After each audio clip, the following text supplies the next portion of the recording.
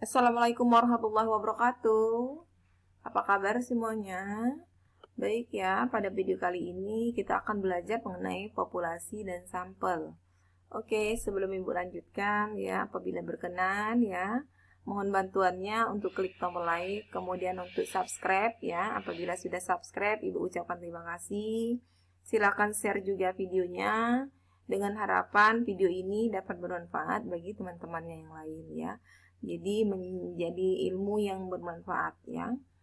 Oke, langsung saja kita lanjutkan ke materinya mengenai populasi ya. Apa itu populasi ya? Bagaimana cara kita mengetahui populasi sebuah penelitian ya? Oke, langsung saja kita lihat ya. Kita tunggu prosesnya. Oke ya. Jadi definisi populasi adalah wilayah generalisasi yang terdiri atas objek atau subjek yang mempunyai kualitas dan karakteristik tertentu yang ditetapkan oleh peneliti untuk dipelajari dan kemudian ditarik kesimpulan. Oke, kita lanjut ya. Selanjutnya, populasi juga bukan sekedar jumlah ya, jumlah pada objek atau subjek yang dipelajari. Jadi populasi juga meliputi karakteristik atau sifat yang dimiliki oleh subjek atau objek tersebut ya. Misalnya kita akan melakukan penelitian di sebuah sekolah ya, di sekolah A. Maka sekolah A ini merupakan populasi. Sekolah A mempunyai sejumlah orang atau subjek dan objek yang lain ya. Jadi populasi dalam arti jumlah. Ini populasi dalam arti jumlah. Selanjutnya, sekolah A juga mempunyai karakteristik orang-orangnya ya. Misalkan ya, motivasi kerjanya, disiplin kerjanya, kepemimpinannya, iklim organisasinya, kebijakan prosedur kerja, tata ruang kelas, lulusan yang dihasilkan, dan lain-lain. Jadi karakteristik orang-orang ini ya termasuk juga dalam populasi ya. Satu orang pun dapat digunakan sebagai populasi. Kenapa? Karena satu orang itu mempunyai berbagai karakteristik. Misalnya, gaya bicaranya, disiplin pribadi, hobi, kemudian cara bergaul, dan kepemimpinannya. Oke ya, Ibu kira sudah cukup jelas mengenai populasi. Kita akan lanjut mengenai sampel dan teknik sampling ya. Jadi sampel tentunya pasti memahami semua. Sampel itu bagian dari jumlah dan karakteristik yang dimiliki oleh populasi tersebut ya.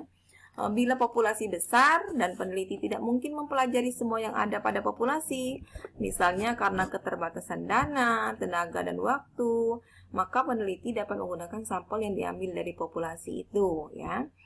Sampel yang diambil dari populasi harus betul-betul representatif, artinya mewakili ya. Jadi untuk mahasiswa Ibu tentunya harus paham populasinya apa, sampelnya apa, kemudian teknik sampling ya, merupakan teknik pengambilan sampel. Jadi teknik pengambilan sampel yang digunakan itu menggunakan teori siapa ya. Ini sangat penting sekali untuk penelitiannya atau untuk skripsinya nanti. Selanjutnya yang terakhir ya, untuk sampel dan teknik sampling.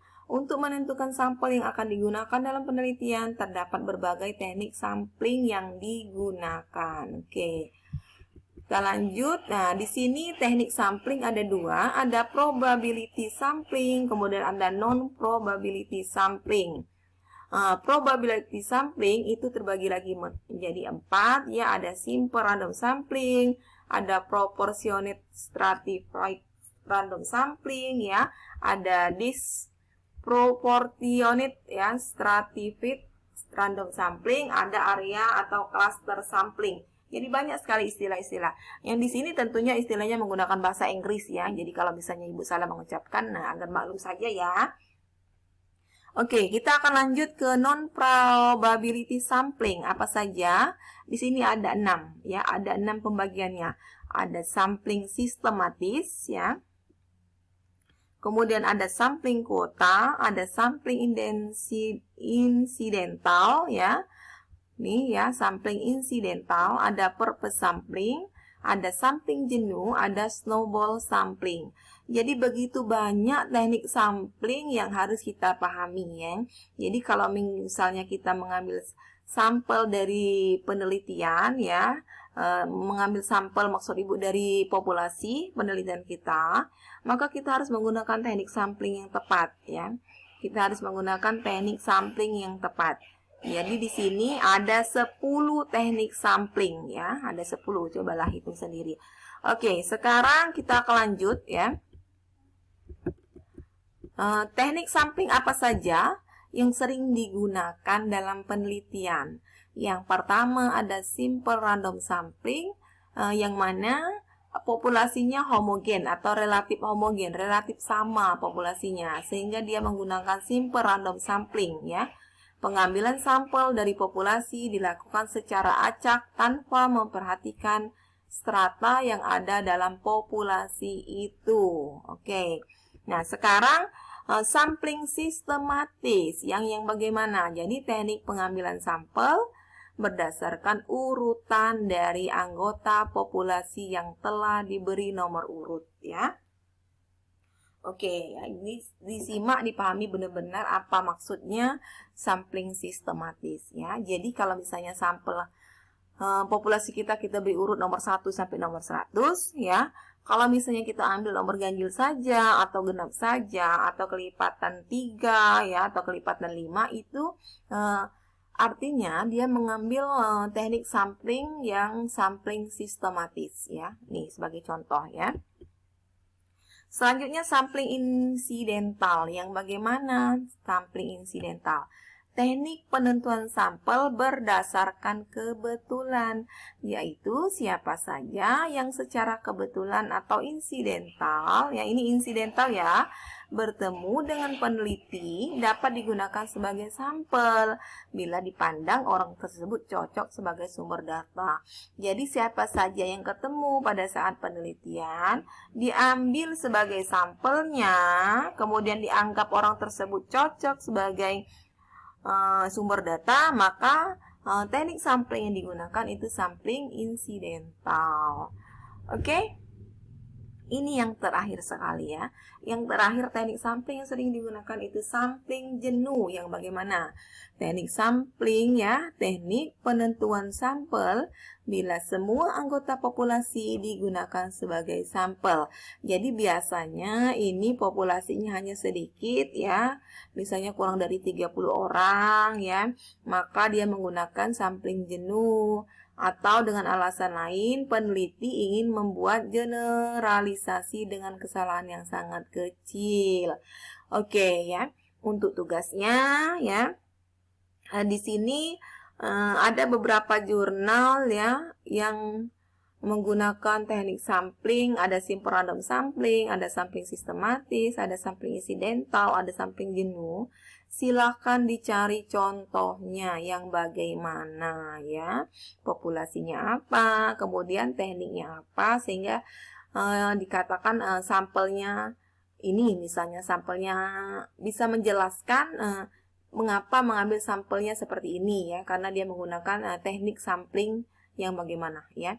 Carikan ya sebagai tugasnya dari keempat ini. Kalau misalnya tidak mau jurnal ya, bisa saja untuk skripsi ya. Jadi silakan ke perpustakaan ya, ke perpustakaan kampus, silakan carikan skripsi temannya yang sudah wisuda ya.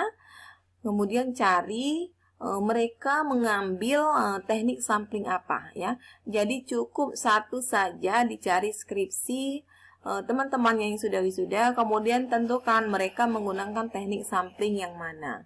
Oke, inilah untuk tugasnya ya pada materi populasi dan sampling ya. Terima kasih sudah menonton video yang Ibu berikan ya. Jangan pernah bosan, jangan pernah lelah menonton video Ibu ya. Karena inilah salah satu cara supaya kita bisa tetap belajar pada masa pandemi seperti ini ya. Karena tatap muka belum diizinkan ya. Masih banyak hal-hal yang belum mengizinkan kita untuk tatap muka. Oke, terima kasih sudah menonton videonya. Silakan di-share videonya. Silakan hubungi Ibu melalui WA Group apabila materi yang Ibu berikan masih terdapat kebingungan atau belum begitu mengerti. Oke, terima kasih. Sampai ketemu pada video-video selanjutnya.